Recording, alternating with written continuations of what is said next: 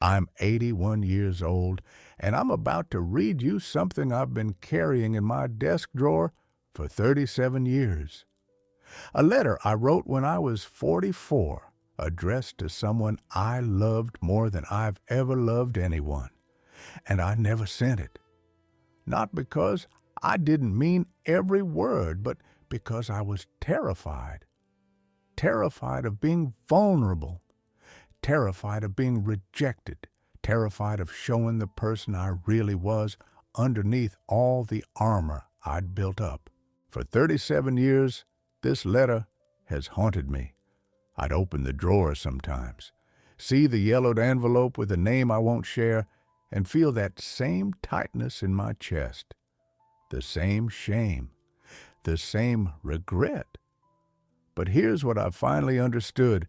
After 8 decades of living, the things we don't say hurt far more than the things we do. So today, I'm going to read you this letter. Not the actual one with the specific name, but the universal truth it contains. Because after talking to hundreds of people in the last years of my life, I've realized something.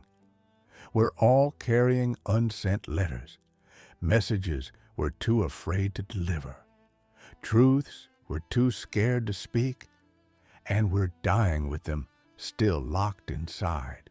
The person I wrote this letter to has been gone for 11 years now.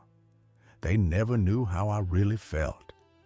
They never knew the truth I was too cowardly to share, and I have to live with that. You don't have to make the same mistake. Let me start by telling you why I wrote the letter in the first place. I was 44 years old, successful career, good marriage on paper, 2 kids, the American dream, right? But I was drowning, not in the dramatic way you see in movies, in the quiet, suffocating way that nobody talks about. I'd wake up every morning and put on a mask, the confident professional, the devoted parent, the reliable friend, the strong man who had it all together.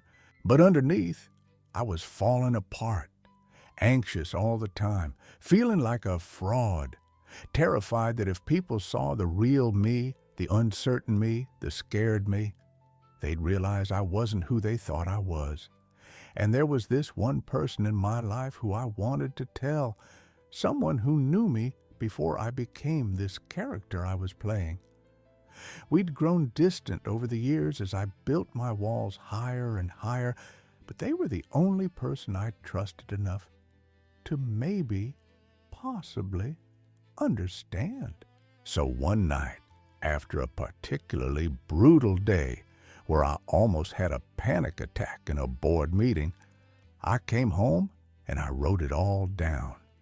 Every fear, every insecurity, every mask I wore, every lie I told myself, everything I was too ashamed to say out loud.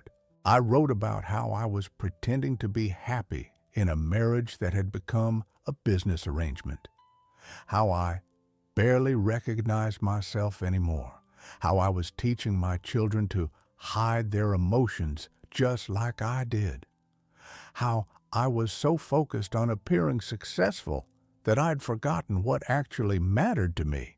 I wrote that I was sorry. Sorry for disappearing behind this false version of myself. Sorry for all the real conversations we never had because I was too afraid. Sorry for choosing safety over truth every single time. It took me 3 hours to write that letter. I cried while writing it. First time I'd cried in maybe 15 years. When I finished, I put it in an envelope, wrote the name, and sealed it. I was going to mail it the next morning, but morning came, and I couldn't do it. What if they thought I was weak? What if they told other people? What if showing vulnerability ruined the respect they had for me? What if they didn't care? What if they laughed? So I put the letter in my desk drawer. I'll send it tomorrow, I told myself. Tomorrow became next week. Next week became next month. next month became next year, and suddenly 37 years had passed. Here's the thing nobody tells you about unsent letters, about unspoken truths, about messages you're too afraid to deliver. They don't just disappear. They compound. They grow heavier. They become part of your permanent psychological furniture. Every time I saw this person at family gatherings or chance encounters, that letter was there between us, invisible but massive. A wall I'd built with my own cowardice. The conversations we could have had. The connection we could have rebuilt. The help I could have asked for. The vulnerability we could have shared. All of it sacrificed because I was too scared to press send, to make the call, to be real. And you know what's worse? In those 37 years, I wrote more letters I never sent. To my wife, telling her how lonely I felt. To my children, apologizing for being emotionally absent. To my brother, who I pushed away. To friends I let drift because maintaining the friendship required more honesty than I could give. My desk drawer became a graveyard of truths I was too afraid to speak. The person I wrote that first letter to died 11 years ago. Suddenly, heart attack. They were 70. I was at the funeral. I looked at their face in that casket, and all I could think was, they never knew. They died never knowing the real me, never knowing that I trusted them, never knowing that I needed them, never knowing that I was sorry. I went home that day and opened the drawer, took out that yellow envelope, read the letter for the first time in years, and I realized something that broke me. The person I'd been protecting all those years wasn't the recipient of the letter. It was me. I wasn't afraid of their rejection. I was afraid of my own honesty, afraid that if I admitted the truth out loud, I'd have to change. I'd have to actually deal with my problems instead of hiding from them. That letter represented everything I was running from: my unhappiness, my fear, my need for connection, my desperate desire to stop pretending and start living authentically. And by not sending it, I got to maintain the comfortable lie, the false version of myself that everyone expected. But the cost was everything. The cost was real connection, real intimacy, real peace, real life. I'm 81 now. I spent 37 years carrying that regret. And I see people every day making the same mistake I made, holding back the important words, waiting for the perfect moment, protecting themselves from vulnerability, building walls instead of bridges. You're doing it right now. I guarantee it. There's someone in your life you need to have a real conversation with. Something you need to say that scares you. Some truth you're holding back because you're afraid. Some apology you owe. Some love you haven't expressed. Some pain you haven't shared. Some need you haven't voiced. And you're telling yourself the same lies I told myself. I'll do it tomorrow. The timing isn't right. What if they react badly? What if it makes things worse? What if they don't understand?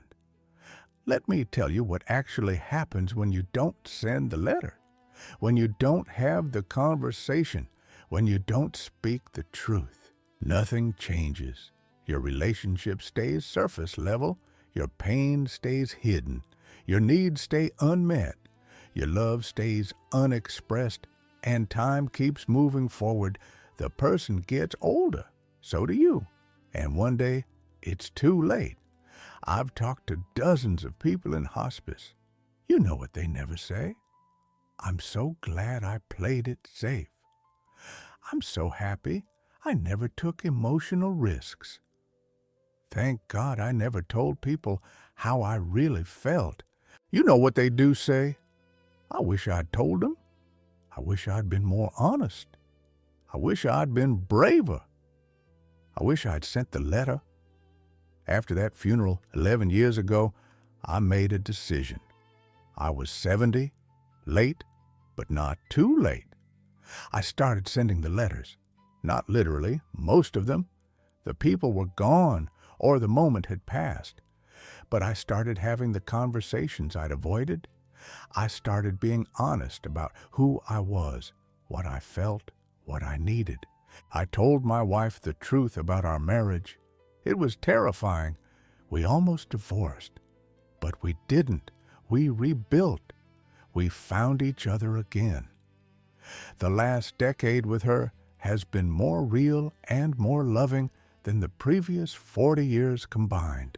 I apologize to my children for being emotionally unavailable, for teaching them to hide their feelings, for prioritizing image over authenticity. They didn't know what to do with it at first, but slowly our relationships deepened. I know my grandchildren in a way I never knew my own kids at their age, because I finally let them know me. I reconnected with old friends I'd pushed away. I admitted fears and insecurities I'd hidden my whole life. I asked for help when I needed it. I told people I loved them. I had the hard conversations. I stopped pretending to be someone I wasn't. And you know what happened? Some people couldn't handle it. Some relationships ended. Some people preferred the fake version of me, and that hurt. But the people who mattered, the people who really knew me and loved me, they stayed. And those relationships became deeper and richer and more meaningful than anything I'd experienced in my first 70 years. Vulnerability is terrifying. Being honest about who you really are is scary as hell. Sending the letter means you might get hurt. You might be rejected. You might be misunderstood. But I'm here to tell you the pain of rejection is temporary. The pain of regret lasts forever. I'm 81. I don't have many years left. Maybe 5, maybe 10 if I'm extraordinarily lucky. And I refuse to die with any more unsent letters. Every important thing I need to say, I say it. Every person I love, they know it. Every apology I owe, I give it. Every fear I have, I admit it. Every truth that matters, I speak it. And I'm happier now at 81 with limited time than I was at 44 with supposedly decades ahead of me. Because I'm finally free. Free from the exhausting work of pretending. Free from the prison of other people's expectations. Free from the weight of unspoken truths. There's someone in your life right now who needs to hear something from you. Maybe it's, I love you. Maybe it's, I'm sorry. Maybe it's, I need help. Maybe it's, I'm not okay. Maybe it's, I forgive you. Maybe it's just the truth about who you are underneath the mask you wear. Don't wait 37 years to send that letter. Don't wait until they're gone. Don't wait until you're 81 and running out of time. Do it now, today, this week, before another year passes, before another opportunity disappears, before another relationship dies from lack of honesty. Will it be scary? Yes. Might it go badly? Possibly. Could you get hurt? Sure. But I promise you, the alternative is worse. The alternative is living with the weight of unsaid words for decades. The alternative is looking back at 80 and drowning in regret. The alternative is dying with your truth still locked inside. The letter I wrote at 44 is still in my drawer. I'll never send it now. The person is gone, but I keep it as a reminder of what cowardice costs. A reminder to never again let fear silence truth. A reminder that the only thing worse than the vulnerability of honesty is the endless regret of silence. You have a choice. right now, today. Send the letter, have the conversation, speak the truth, take the risk, be vulnerable, be real, be brave, or spend the rest of your life wondering what could have been, carrying the weight of unspoken words, building a pile of regrets that will haunt you in your final years. I made the wrong choice for most of my life. Don't make the same mistake. The people you love won't be around forever. Neither will you. The perfect moment doesn't exist. The courage doesn't just appear. You have to choose it. You have to do it afraid. Send the letter while there's still time, while they're still here, while you're still here. Because I promise you, when you're my age, you won't regret the times you were honest and vulnerable. You'll only regret the times you weren't. The words you didn't say, the letters you didn't send, the truth you never spoke. Don't die with your letter still in the drawer. I'm begging you, from someone who knows the cost.